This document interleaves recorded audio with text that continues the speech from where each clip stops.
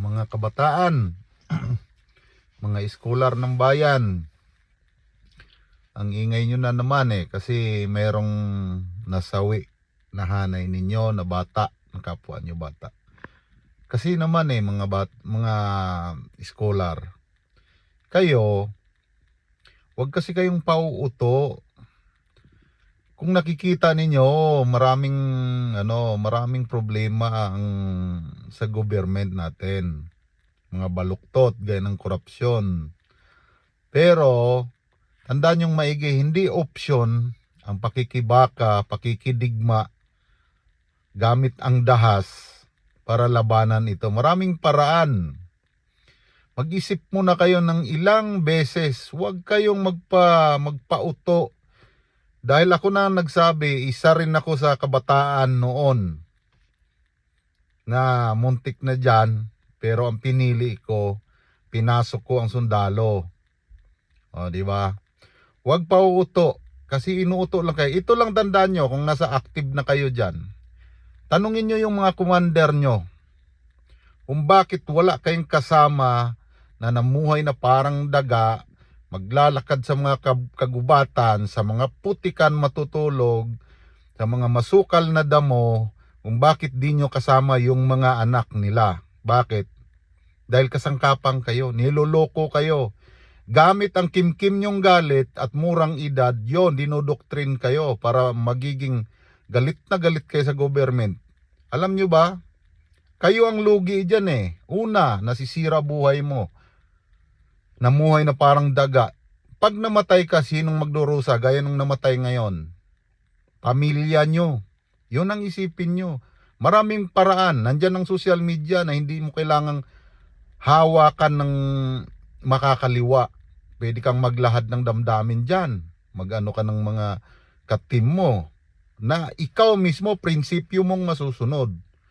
O di kaya diyan kayo sa kalsada, na hindi kayo connected sa makakaliwa. Maraming paraan, pero yon, kung lawakan mong isip mo, mas maigi, focus mo yung buhay mo, ayusin mo para sa pamilya mo, para sa kabutihan ng pamilya mo. Huwag niyong sayangin ang buhay nyo dahil sumali kayo dyan. Dahil dyan, pira-pira lang din ang labanan. Ginamit lang kayo ng mga commander nyo. Real talk yan. Sa tingin nyo ba natutuwa din ang mga sundalo na pumatay ng kagaya nyong minor de edad? Kasi nagkataon, sumama kayo sa pakikibaka. At ang mga sundalo naman, hindi ko kinakampihan sila dahil dati rin akong sundalo. Hindi. Sinasabi ko lang ito para sa kabutihan nyo. Ang sundalo naman, walang pamimilian. Siyempre sundalo yan, profesyon, trabaho niya yan. Na makipaglaban sa mga armadong tao na kumakalaban sa estado.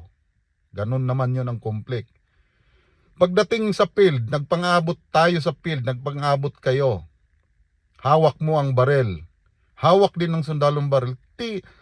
Pag nag-ignite yan, nagumpisang isang putok, hindi naman makapangyarihan ng sundalo na malalaman niya na ang kalaban pala niya mga minor de edad. Hindi. Kaya wala na, putukan na talaga yan. Wala na yung bata, matanda, bakla o tumboy. Basta patayan na talaga yan. Ganun yon. Huwag niyong isisi sa sundalo. Ako, nakikita ko mismo nung sumali ako dyan. Bata din ako.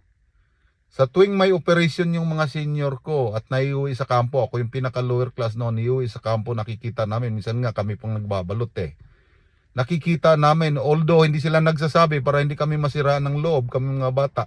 Wala pa akong asawa, walang anak noon, bata rin akong tulad nyo noon. Nakikita ko, labag talaga sa loob din nila na patay ng mga bata. Kaya lang, wala na silang magawa lang pamimilian, hindi naman nila nakikita kung sinong binabaril nila, basta alam, kalaban sa estado. Alam nyo bang minsan inahawakan pa nila yung mga bangkay ng mga minor de edad, nagsasabi, kaedad lang to ng anak ko, gumaganon. Tapos sabay angat ng shade. Tinitingnan ko sila, alam ko umiiyak yung mga senior ko dahil sa awa.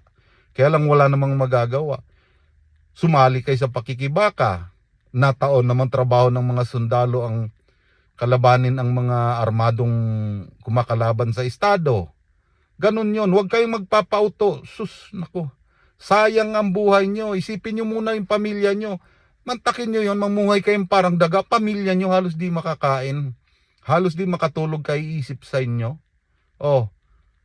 Tapos yung mga commander nyo, tignan nyo mga lifestyle nyan. Saan ang mga anak nyan? Magsaliksik kayo. Nasa ibang bansa, nagbuhay maranya.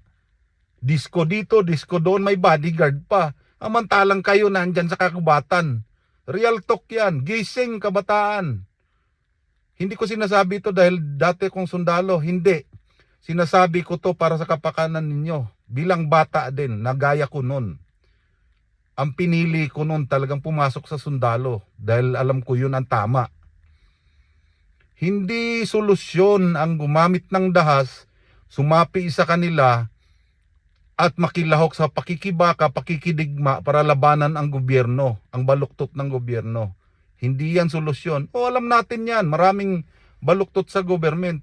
Pero may magagawa ka na ibang paraan na hindi kailangan magpauto sa mga NPA na yan. Real talk yan. Mag-isip-isip kayo mga scholar kayo ng bayan, tax ng bayan ang ginagamit sa inyo.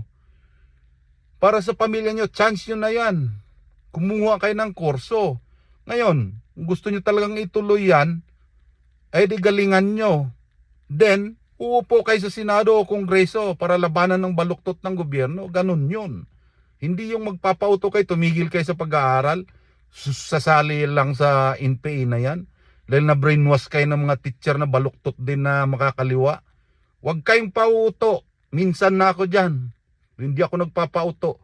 Sumali ako sa sundalo. Ganun lang yun. Kung labag sa inyo na kung may namatay man sa inyo na kagaya niyong minor de edad, pinatay ng sundalo, hindi rin gusto ng sundalo ron.